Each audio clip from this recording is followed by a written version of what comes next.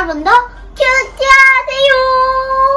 악취나는 세상에서 하나님의 향기로 사는 삶이라는 제목으로 오늘 묵상하겠습니다. 나일강이 7일간 피로 바뀌어 마실 물이 없었지만 바로의 마음이 여전히 완악하여 모세의 말을 듣지 않습니다. 여호와께서는 다시 한번 모세에게 바로 앞에 가서 하나님을 섬길 수 있도록 내 백성을 보내지 않는다면 개구리로 너의 온 땅을 칠 것을 말하라고 말씀하십니다. 하나님의 말씀을 들은 모세의 말을 듣고 아론이 손을 내밀자 개구리들이 올라와 애굽 온 땅을 덮게 됩니다. 하지만 애굽의 요술사들도 자기 요술대로 개구리가 애굽 땅으로 올라오게 하였으나 바로는 모세와 아론을 불러 개구리를 떠나게 하라고 말하고 여호와께 제사를 드릴 수 있도록 백성들을 보내겠다고 말합니다.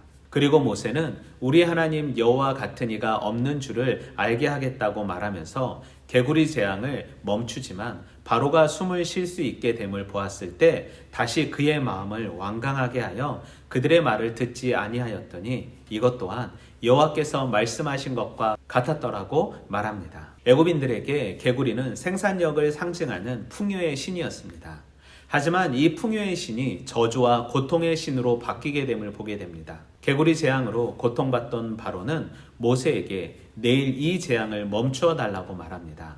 이 말은 개구리 재앙이 하나님의 권능에 의한 것이 아니라 자연 현상에 의한 것이기를 바라면서 자연히 개구리 떼들이 소멸되기를 기다리는 마음을 표현한 것이라고 말합니다. 하지만 하나님의 때 하나님께서 그 요일을 정하시고 그 모세의 말을 권능 있게 만드셨음을 우리는 알게 됩니다. 즉 하나님께서 때를 정하시고 그 때에 하나님의 기적, 하나님의 권능을 보이심을 우리는 알 수 있습니다.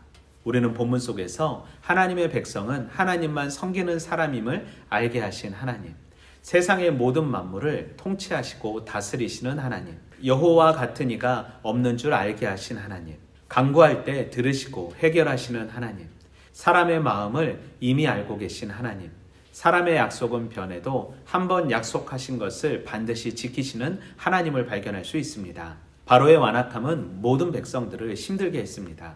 그리고 그 완악함이 하나님께서 허락하신 마음임을 알게 하십니다. 하나님께서 바로에게 완악한 마음을 허락하신 이유는 피조물을 하나님인 양 믿고 섬기고 있었던 바로와 모든 백성들에게 이스라엘 히브리인의 여호와 하나님만이 유일한 하나님임을 알게 하시기 위한 것이었습니다. 고통 가운데 있던 바로는 모세를 찾아와 여호와께 구하여 이 재앙을 멈추어 달라고 말합니다. 드디어 바로 역시 이스라엘의 하나님이 자신이 만든 신과는 차원이 다른 분임을 알게 된 것입니다. 모세는 당당히 바로에게 묻습니다. 언제 이 재앙을 물리칠까요?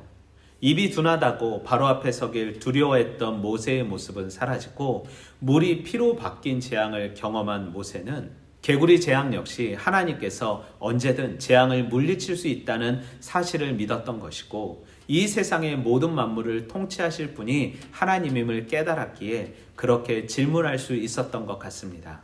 그리고 이튿날 아침 하나님께 부르짖을 때 개구리 재앙이 그치게 됨을 보게 됩니다. 그리고 바로와 그의 모든 백성들은 그들이 섬겼던 풍요의 신이 결국은 악취만 풍겼던 헛된 우상임을 알게 됩니다.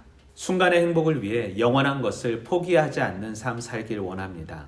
나에게 찾아온 하나님의 이적이 재앙이 아닌 나를 살리기 위한 기적이 되길 소망합니다.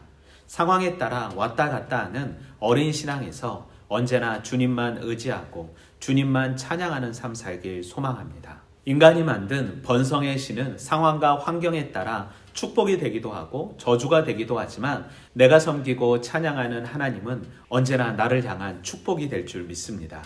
악취나는 인생이 아닌 하나님의 향기로 오늘 하루도 전진하며 하나님만 찬양하는 인생 되길 소망합니다. 오늘도 말씀으로 화이팅!